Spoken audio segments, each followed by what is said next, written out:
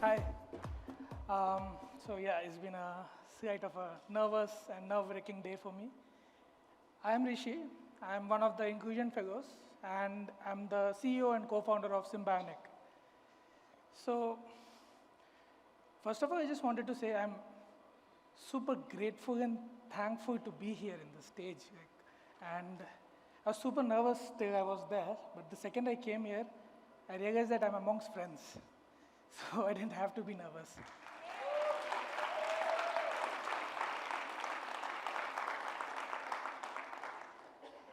So at the age of 24, this was 4 years ago, I was still figuring out what to do in life. I didn't know what I was doing. I was working with a non-profit in an education sector. I was pursuing my passion in photography, and I was also trying to travel a lot, as much as I can. So these were all my passions. And I had plans. I had some plans for the future. Like I knew somewhere I wanted to go, but as they say, the universe laughs when you make a plan. So that's what happened to me. I was able-bodied till then. September 15, 2018, I was going to Pondicherry on a bus, government bus. I was sitting in the window seat. The bus was going super fast as any Pondicherry bus goes, and they were trying to race against time. I don't know why. The bus went and crashed with another vehicle, and in the impact, my hand got crushed. And it all happened in a matter of seconds. I didn't know what was happening. And when I woke up, I did not have a right arm.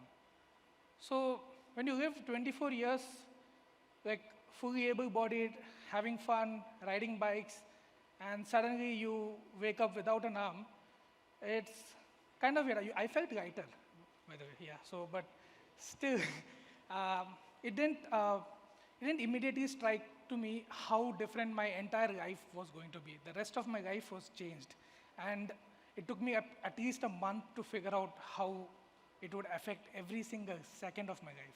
Like even doing small things, like so you guys have, so anyone who's wearing shoes, if you can untie your shoe and just tie it back with one hand, you know how difficult it is. And these are things that we don't even think about in our daily life. And even I did not. And when I actually faced that myself, I realized that, okay, this is, I can't do things like I love anymore. I can't ride a bike. I can't take photographs or travel independently. And all of this put me at a very dark place. So I did what everyone else does, went to Google, saw bionic arms, because I grew up watching anime and sci-fi movies, and I thought there would be technologies available in the world that would kind of just put up a bionic arm and control it and you're there. But apparently it was not so. In India, 99% of upper limb amputees they don't even know there are products available.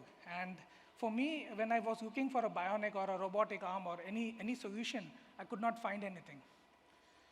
So this is the story of 1 million plus upper limb amputees just in India. And I started talking to my community. I talked to many amputees who had lost their limb or were born without limbs, and it kind of gave me a sense of belonging. Okay. At first, I felt I'm the only person in the world who doesn't have a limb. Then, when I started talking to people, I realized, no, it's not just me. I have people, like there are people around. But then what was painful was that they were suffering the same way I was. They did not have a solution.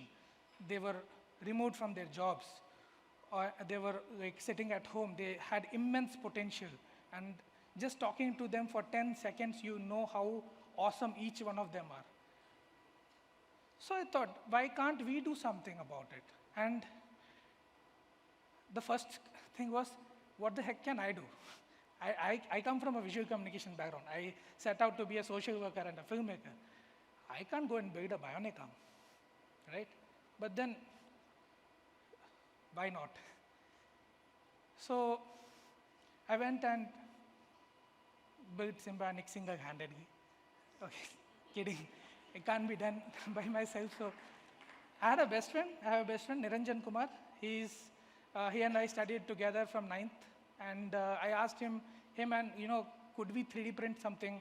Because the bionics of the world are super costly. Even if I sell all my body parts, I can't afford it. So I went there and we found a lot of open source available materials. We read a lot. We spoke to a lot of people.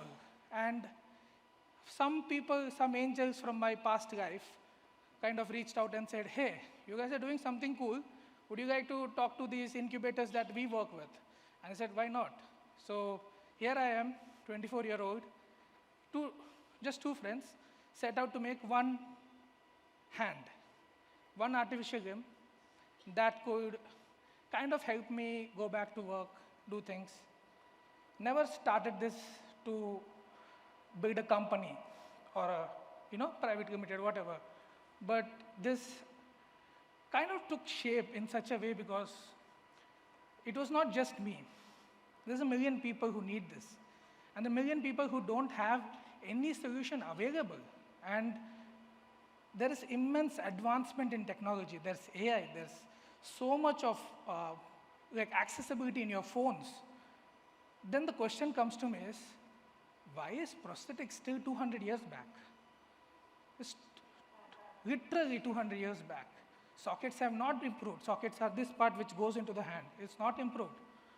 The hands are just plastic parts that are built to just fill your shirts. You cannot do anything with it. You cannot go to work. You cannot, there's just a liability, a weight that you carry. And we were not okay with it. And we wanted to change this. We started Symbionic. So this is the way we started Symbionic. But it could not be done with just two people. We started Symbionic to build one single arm. Now we are on our way to build 1 million arms.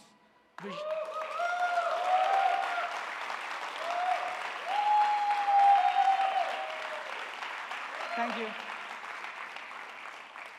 So let me just invite my co-founder, Niranjan.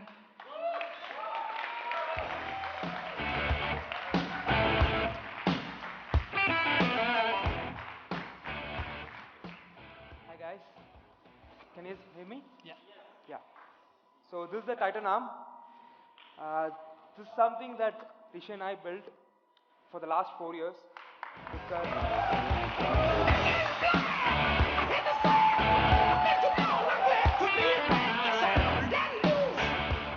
the 25 iterations we built this. And can I have the video, please? From the beginning, 25.